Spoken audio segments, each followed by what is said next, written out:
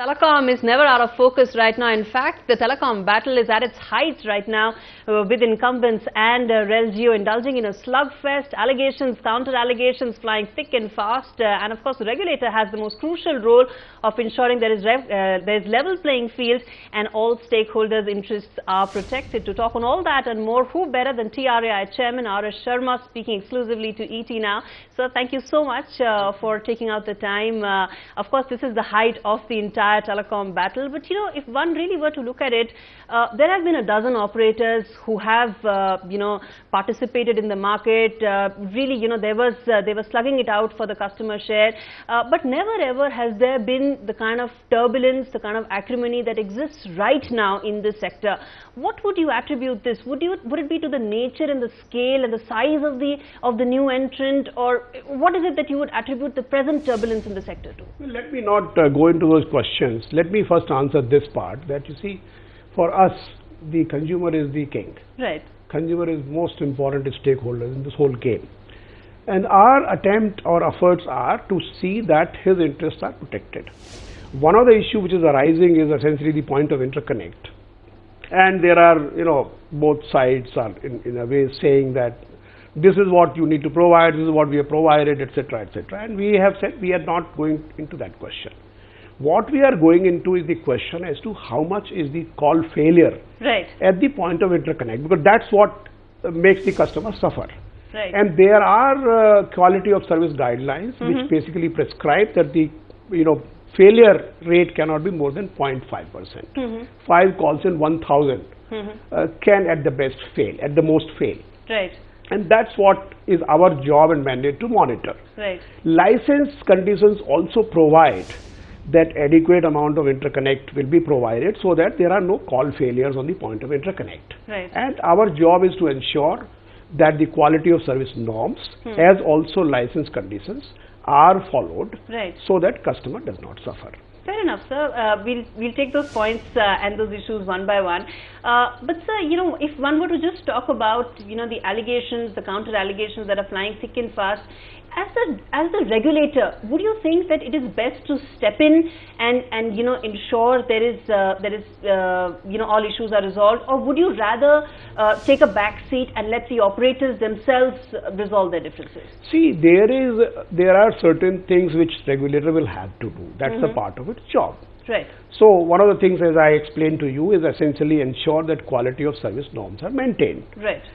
With regard to the other kinds of business allegations or those allegations, regulator does not have to, and that is not necessarily a regulator making them sit across the table. That's not my job. Right. My job is to ensure that the regulatory regime or regulatory framework is robust, is followed, and if there are violations, those violations are appropriately taken care of. That's my job, and this is what we are doing. Right. We had during the last few days, we had called from all the operators as to what is the call failure rate on the point of interconnect. Right. And we had called for the data from 15th of September to 19th of September. Right. We have got data from almost everybody except maybe one or two operators that yet to give the entire data. And on that basis, we will take appropriate action as to if there are violations of those quality of service norms. We will take appropriate action against all these people who have violated these norms. Right. In fact, I was coming to that a POI, IUC, QoS, at the end they're all of course interconnected. But if one were to really talk about the issue of point of interconnect, taking one by one, how soon do you think this entire issue could be resolved? Because both parties continue to say, they continue to slam each other, and they say that no progress has been made. Let me put it this way, that as far as the point of interconnect, legislation or the regulation is concerned, that is a very, very sacrosanct regulation as far as we are concerned, because that regulation, besides being, a regulation, also is a regulation which is going to protect the customers. Right. So therefore, that is the one which we will enforce. That's what we are doing. Right. But sir, in your assessment, how soon do you think this entire issue could be resolved? Because at the end of the day, as you mentioned, customer also stands to get hugely impacted because quality of service gets impacted. How soon do you think, in your assessment, this issue could be resolved? My view is that I'm hopeful that this should be resolved, and this should be resolved as soon as possible. You know, but as I said, my view is more of the way that customer centric, and that's what we will see. Hopefully, all the players in this space will realize that ultimately this is the direction in which they have to proceed, which is basically to make this network really, because ultimately let's realize point of interconnects are at the heart of the entire telecom sector, in the sense that that's the main thing, because otherwise there is no network. Right. Otherwise you could be talking, if you are a customer of let's say telecom service provider A, then if there is no point of interconnect, then there is a disjoint group of all these people. Now you can't have these silos. When you want to talk, one customer of one service provider wants to talk to another customer of another service provider. It is essentially the interconnect is important. Without interconnect, they will not be able to talk. And therefore, there are very stringent laws on that subject, and those laws will have to be followed. But isn't that a classic case for you to intervene then? Because it's sacrosanct. So we are intervening. I mean, I told you that the Reliance Jio, for example, started their services on 5th of September. This issue came in, and immediately we sort of asked the operators that give me the data on 15th to 19th about the adequacy or otherwise of the point of interconnect, because that data I am not asking how many points you have given. Essentially I am asking how much failure is taking place. Call failure, right. And that data will determine the adequacy or otherwise of the POIs. And how soon can we expect an action, and how stringent can be the action from TRAI? Look, I can't sort of say whether it will be stringent. It will be according to law. Right. That's what I can say. It will be according to the regulation, it will be according to the licensing conditions. Right. So that's what we will do. So if one party is found to be in violation of the license conditions, then what could be the kind of action that TRAI can take? Let us not enumerate those actions which TRAI could take. Let us first go to the first process of, we'll probably call for their explanations as to why this is happening, and then they'll respond, and thereafter we'll take action. So don't worry, we'll be quite swift and quick in taking action. I mean, we are working on as you can see, we are working on a day-to-day basis. Absolutely. 15 to 19, we call for the data. The data is there. Today we'll shoot out letters. Maybe tomorrow to basically further find out as to what are why this has happened. Has that data been studied? Yeah, data is being studied. Does it back any claims of any? It's not a question of backing the claims. What I can say is that the call failure rate is extremely high, which is completely unacceptable, and that's where we will proceed. So you further. will have to take some sort of a decision. We will proceed further. Right, and again, because you've mentioned that there is a high call rate failure, it is incumbent on me to ask you what could be the kind of action, or what could be the kind of further action that you will take. To you, licensing conditions for the UL provide that there shall be adequate, the POIs need to be given. Service providers will make adequate arrangements so as to ensure, seamless service to the customers. Right. Similarly, quality of service norms also provide certain, 0.5% as the maximum rate of call failure. So but you mentioned it's much higher than that. So it's much higher than that, certainly. It's much higher than that. So you will obviously have to act as fast as we are. Right. You'll have to be nimble-footed on that. I can assure you that.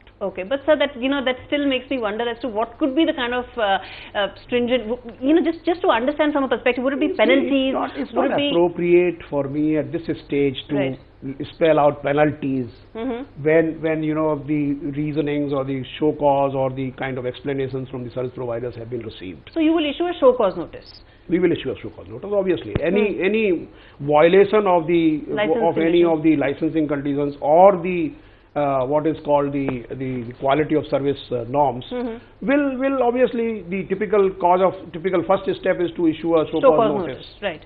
Fair enough. That's something that of course you'll have to take care of. The other leg of this entire debate, so to say, is the IUC regime, which of course you are currently examining. TRAI is in the process of coming out with recommendations. Do you find merit in the argument that incumbents are saying that this regime or this 14 paisa held fine till the time there was no RelJio, because there was no tsunami of traffic one way?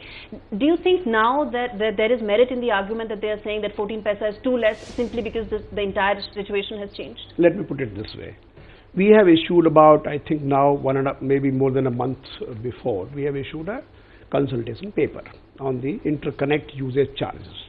And there are various types of IUC charges which are levied, and we have issued this consultation paper to review all these things.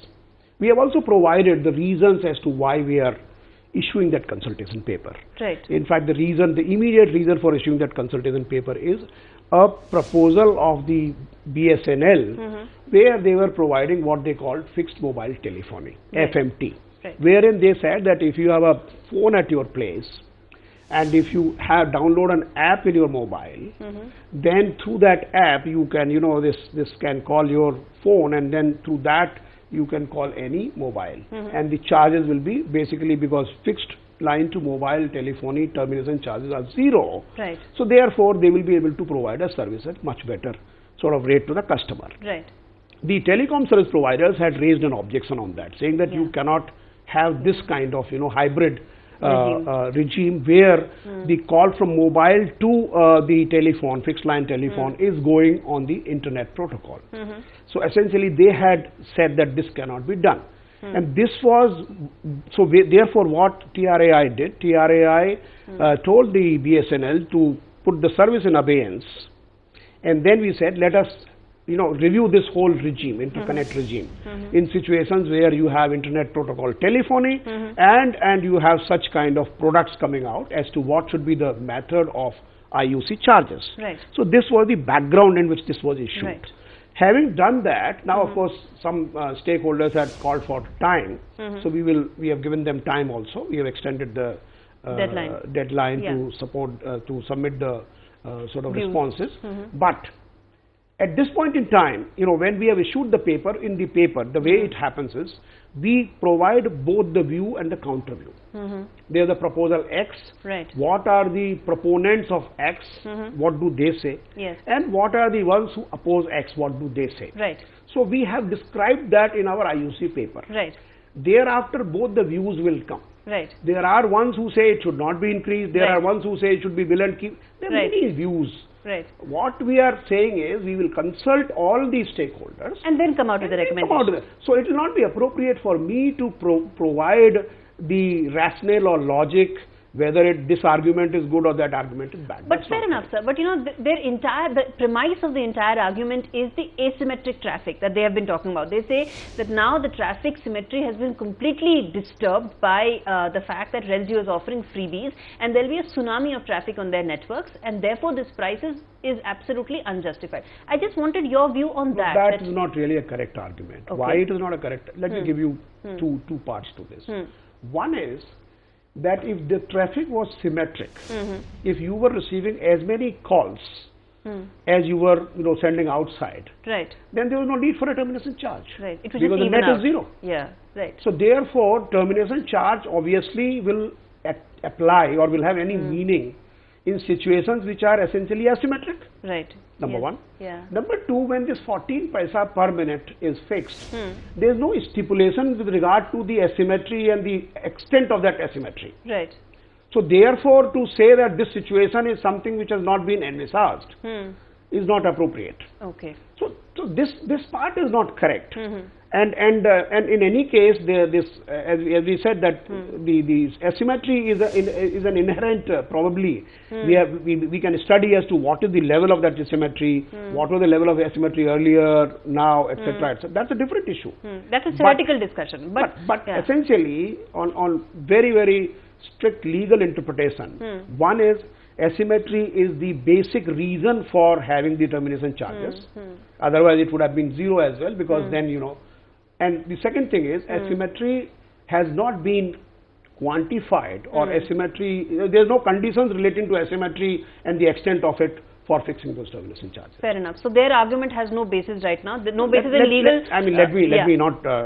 Let me not try to enter into that debate. I am saying basically that the regulation has already envisaged what they are talking about. Completely, is very, very clear on this issue. That asymmetry of traffic has already been taken into account in the regulation. Asymmetry of traffic is essentially the basis of that regulation. Fair enough. So would it also be fair to say then even that they will the only recourse that from the incumbent's point of view, could probably be at best a legal recourse, because the regulation already takes care of that. I will not say that. I will only make a motherhood statement that everybody in this country is free to take a legal recourse. Right.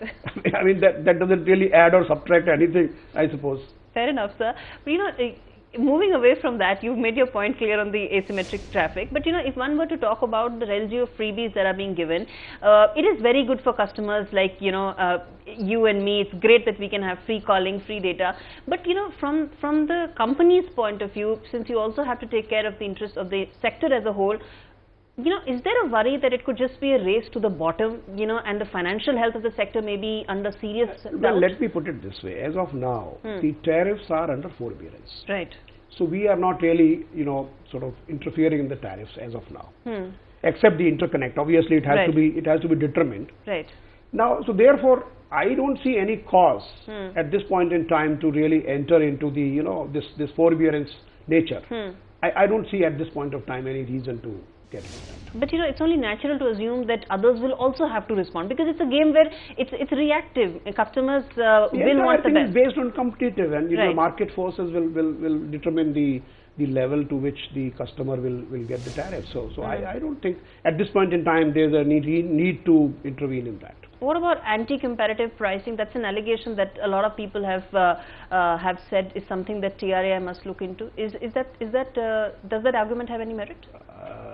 I have not really, nobody has formally. Nobody has come to you saying that the RelGeo pricing is anti-competitive? As far as I remember, not. But in case they do come, we'll have a look into it. You'll examine it then? No, anything, any stakeholder comes with any issue, we'll examine, obviously. Okay.